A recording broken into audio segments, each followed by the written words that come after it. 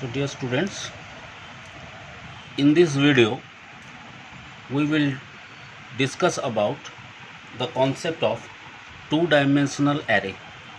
In our earlier videos we have already seen the concept of linear array, and we have seen the algorithms as well as programs for conducting insertion, deletion and traversing operations in an array. So when we say linear array, that array basically is a one-dimensional array. So in one-dimensional array, every array element is represented by a single index value. Now let us talk about two-dimensional array.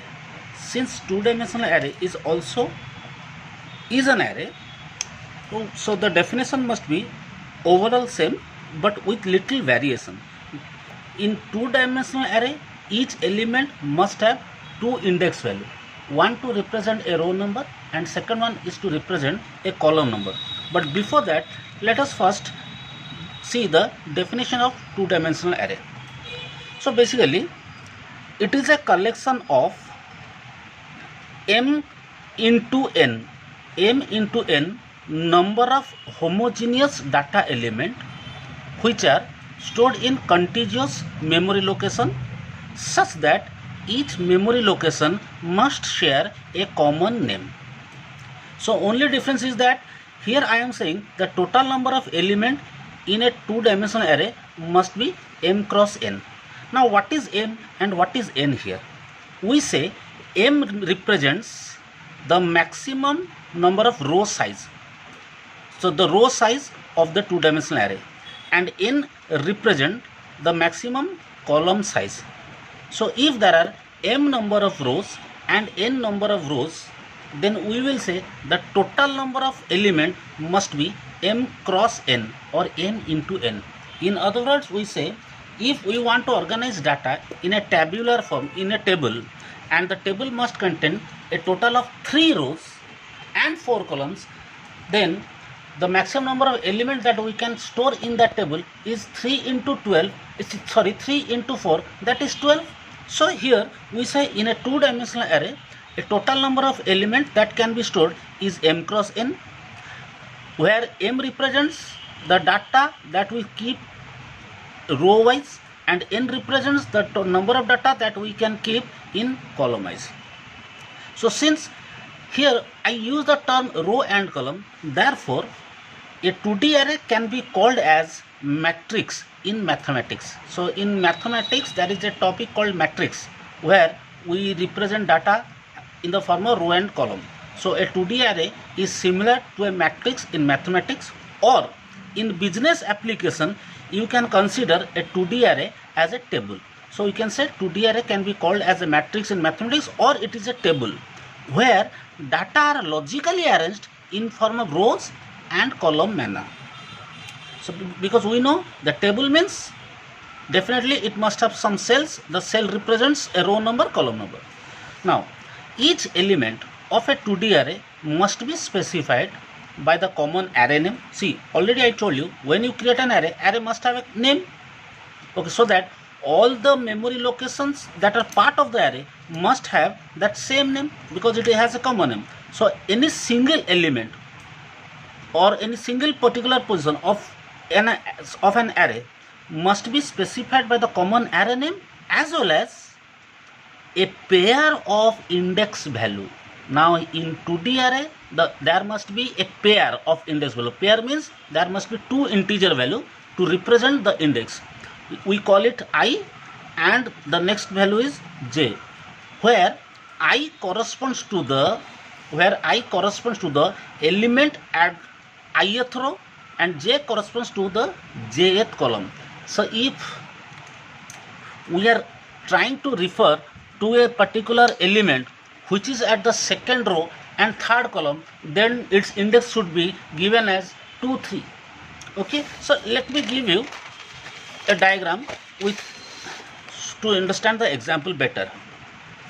Now suppose I will create a two-dimensional array of row size 3 and column size 4. Let us assume there is an array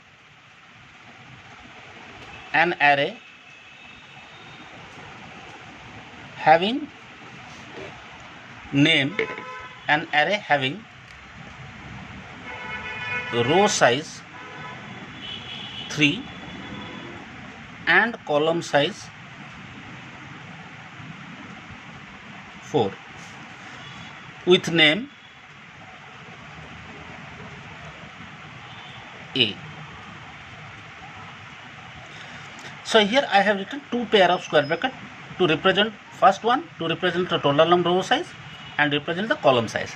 Now here I have mentioned the row size is 3, column size is 4. So that means here the maximum row will be 3 and maximum column will be 4. Then logically, why I am saying logically, I will be discussing in the next video. So we can assume or we can consider this array as a table that consists of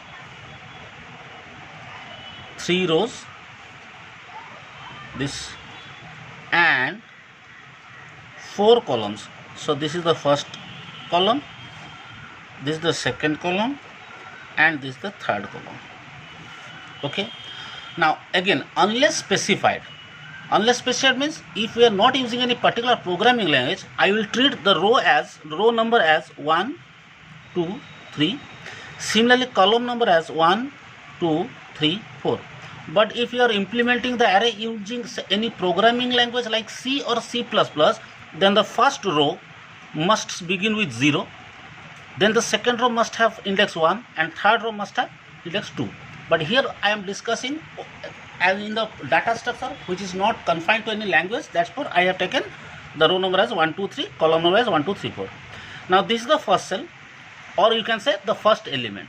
The index value, in order to identify this index value, the name of this element must be A1 and 1. Name of the second element should be A1, 2. Name of the third element should be A1, 3. Name of the fourth element should be A1, 4. Then in the next cell, A2, because its row number is 2, this cell must have row index must be 2 and the column index of this cell must be 1. And this one is A22. This one is A23. And the column index of the fourth one is A24. Finally, for the last row, first cell A31, A32, A33 and A34. So this is what an array may look like if its size is 3 cross 4. In this example, I have taken M as 3, N as 4. Now, if I want to refer the element at third row and second column, then is identified as A of third row means 3, second column means 2. So this one, third row and second column. Is that clear, guys? So this is what a two-dimensional array. We can consider it as a table or you can consider it as a matrix. Okay. So in our next class or in our next video, we will see how does this entire array can be represented in the memory. See, the memory is not divided into table like this, because our main memory where we want to store that array is simply a linear collection of memory cells. So memory is simply a linear collection of cells. In memory there is no concept like rows and columns. However, in that linear collection means like this. Our memory is linear collection of cells like this. These are the linear cells. Now in this linear collection of cells, I have to represent this entire matrix.